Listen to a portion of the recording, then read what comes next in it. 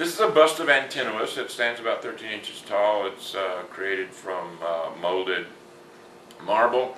It's a beautiful reproduction. It's a very faithful reproduction of one of the many statues that were created of Antinous shortly after his death, early in the 2nd century of the Common Era. Antinous was the beloved of the Emperor Hadrian. They carried on a homoerotic relationship for about 10 years.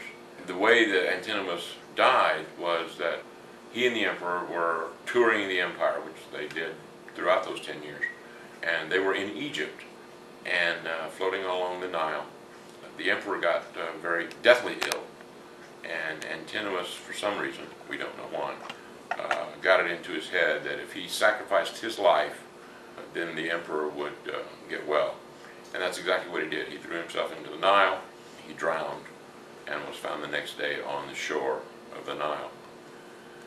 The Emperor Hadrian was absolutely beside himself with grief, declared that Antinous had become a god, built a city on the spot, Antinopolis, which existed for about 500 years.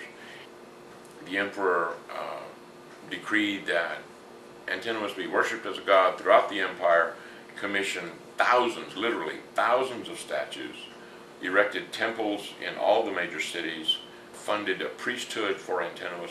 The worship of Antinous lasted at least 300 years. Throughout the Renaissance and the early modern period, whenever excavations were done in Roman ruins, there would appear these wonderful, beautiful statues of Antinous. The worship of Antinous lasted until all forms of pagan worship were declared illegal in 372 in the Roman Empire. All the way up till then, it was a flourishing cult within the official Roman religion. One of the most beautiful examples of statues of Antinous was discovered in the middle of the 19th century during the excavations of the site of Delphi. And there's this beautiful statue of Antinous which is in the museum at Delphi. This bust is a wonderful reproduction of one of the many busts that have been found of Antinous. This particular Antinous bust depicts Antinous more in the guise of the god Hermes or Mercury than anybody else. There are other, there's a wonderful statue at the Vatican of Antinous where he's depicted as Dionysus or Bacchus, the god of wine.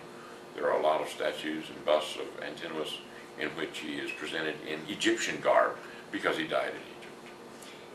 In his cult, he was worshipped as the example of sacrificial love, a person who was so much in love with his partner that he would be willing to lay down his life. He was the patron of the younger beloveds of older men. He was also worshipped by older men as the paragon of the younger beloved. It was a beautiful worship. We don't know many details of it, particularly welcoming, of course, of homoerotic relationships.